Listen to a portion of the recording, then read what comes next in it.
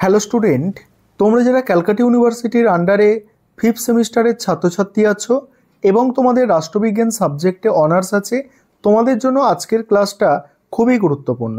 আজকের ক্লাসে তোমাদের ডিএসসি বি2 পেপার থেকে গুরুত্বপূর্ণ 15 নম্বরের প্রশ্নের সাজেশান সহ অ্যান্সার নিয়ে আলোচনা করব। 15 নম্বরের প্রশ্নের মডিউল 1 থেকে সাজেশান সহ অ্যান্সার নিয়ে আলোচনা করব। প্রথমে যে প্রশ্নটা আছে দেখো, পরিকল্পনায় ভারত রাষ্ট্রের ভূমিকা আলোচনা করো। পরিকল্পনায় ভারত রাষ্ট্রের ভূমিকা, এই প্রশ্নটা 2022 সালে এসেছিল। দেখো কি বলা হচ্ছে, দেখো ইন্ট্রোডাকশন অর্থাৎ ভূমিকা লিখতে হবে তোমাদের। প্রথমে, পরিকল্পনা একটি রাষ্ট্রের আর্থসামাজিক উন্নয়নের অন্যতম প্রধান হাতিয়ার।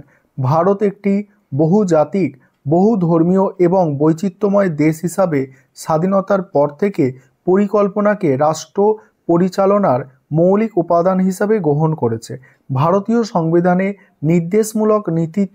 নির্দেশমূলক নীতিমালা পরিকল্পনার একটি সুসংগত কাঠামো তৈরি করেছে। রাষ্ট্রের মূল লক্ষ্য ছিল বৈষম্য দূরীকরণ, সমতার ভিত্তিতে উন্নয়ন এবং আর্থিক স্থিতিশীলতা নিশ্চিত করা। এই প্রেক্ষাপটে ভারত রাষ্ট্রের পরিকল্পনায় ভূমিকা একটি গভীর বিশ্লেষণের দাবি রাখে।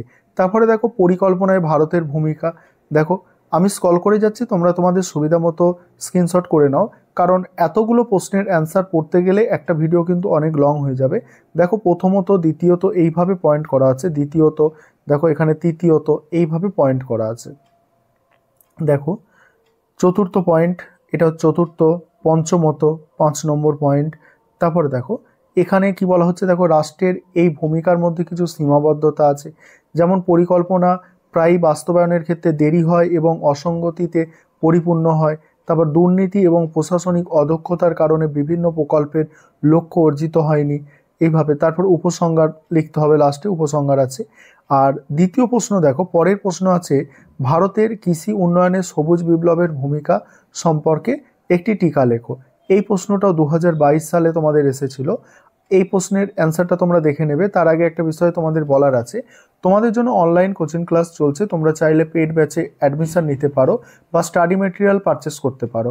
স্টাডি মেটেরিয়াল পারচেস করার জন্য বা পেড ব্যাচে অ্যাডমিশন নেওয়ার জন্য নিচে দেখো তোমরা নম্বর দেখতে পাচ্ছ, ওই নম্বরে যোগাযোগ করতে পারো, ঠিক আছে। দেখো পরের যে প্রশ্নটা ছিল, সবুজ বিপ্লবের ভূমিকা। প্রথমে তোমাদের একটা ইন্ট্রোডাকশন লিখতে হবে যে ভারতীয় অর্থনীতির প্রধান ভিত্তি হচ্ছে কৃষি। স্বাধীনতার পর দেশের কৃষিক্ষেত্র একটি সংকটময় অবস্থার মধ্যে ছিল। খাদ্যশস্য উৎপাদনের ঘাটতি, ক্রমবর্ধমান জনসংখ্যার চাপে খাদ্য সংকট এক ভয়াবহ আকার ধারণ করেছিল। এই সংকট কমিয়ে ওঠার জন্য কৃষিক্ষেত্রে একটি বিপ্লবের প্রয়োজন ছিল।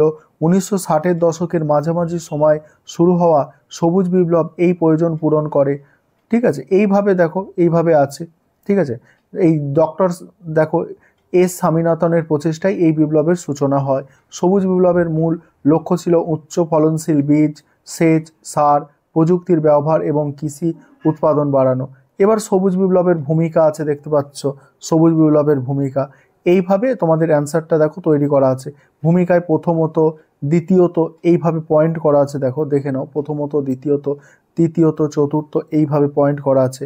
তারপরে দেখো এবার আছে উপসংহার। উপসংহার দেখতে পাচ্ছ, ঠিক আছে, উপসংহার দেওয়া আছে। তারপর 3 নম্বর প্রশ্ন যেটা আছে, দেখো 3 নম্বর প্রশ্ন হচ্ছে, পরিকল্পনার কৌশল কি? স্বাধীনতার অব্যাহতির পর শিল্প উন্নয়নের কৌশল বর্ণনা করো। এটা 2021 সালের প্রশ্নপত্রের সমাধান, অর্থাৎ 2021 সালে এই প্রশ্নটা পরীক্ষায় দেওয়া হয়েছিল। ভূমিকা আছে, দেখো প্রথমেই একটা ইন্ট্রোডাকশন অর্থাৎ ভূমিকা পাবে।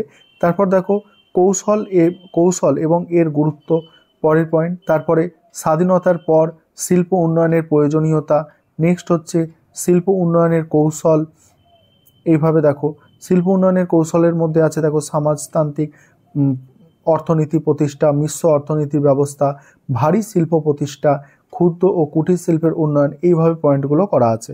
দেখো অবকাঠামোর উন্নয়ন এবং চ্যালেঞ্জ আছে শেষে, তারপরে আছে উপসংহার, ঠিক আছে। তারপরে দেখো পরের প্রশ্ন কি আছে, দেখো পরের প্রশ্ন আছে, ভারতের মিশ্র অর্থনীতির সাফল্য মূল্যায়ন করো। এটা 2021 সালে প্রশ্নটা দেওয়া হয়েছিল পরীক্ষায়। মিশ্র অর্থনীতির সাফল্য, দেখো অ্যান্সারটা তোমরা দেখে নাও, আমি স্ক্রল করে যাচ্ছি। দেখো আমি স্ক্রল করে যাচ্ছি, তোমরা তোমাদের সুবিধা মতো স্ক্রিনশট করে নিতে পারো। আর তোমাদের যাদের স্টাডি মেটেরিয়াল পারচেস করার দরকার আছে বা তোমরা পেইড ব্যাচে অ্যাডমিশন নিতে চাইছো তোমরা যোগাযোগ করতে পারো, ঠিক আছে। তারপরে দেখো উপসংহার আছে, এটার উপসংহারটা দেখে নাও। এবার পরে 5 নম্বর প্রশ্ন, এটা 2020 সালের প্রশ্নপত্রে দেওয়া হয়েছিল। প্রশ্নটা হচ্ছে ভারতের পঞ্চবার্ষিকী পরিকল্পনার বিভিন্ন পর্যায়গুলি উল্লেখ করো, ঠিক আছে। পঞ্চবার্ষিকী পরিকল্পনা, দেখো এখানে পর্যায় উল্লেখ করে করে আছে। দেখো এখানে প্রথম পঞ্চবার্ষিকী পরিকল্পনা, তারপরে আছে প্রথম পঞ্চবার্ষিকী পরিকল্পনা যেটা 51 থেকে 56 পর্যন্ত ছিল, সেখানে যেসব নীতিভীতি নেওয়া হয়েছিল সেগুলো আছে। দ্বিতীয় পঞ্চবার্ষিকী পরিকল্পনা আছে 61 পর্যন্ত। তারপরে দেখো এইভাবে এটা গুছানো হয়েছে।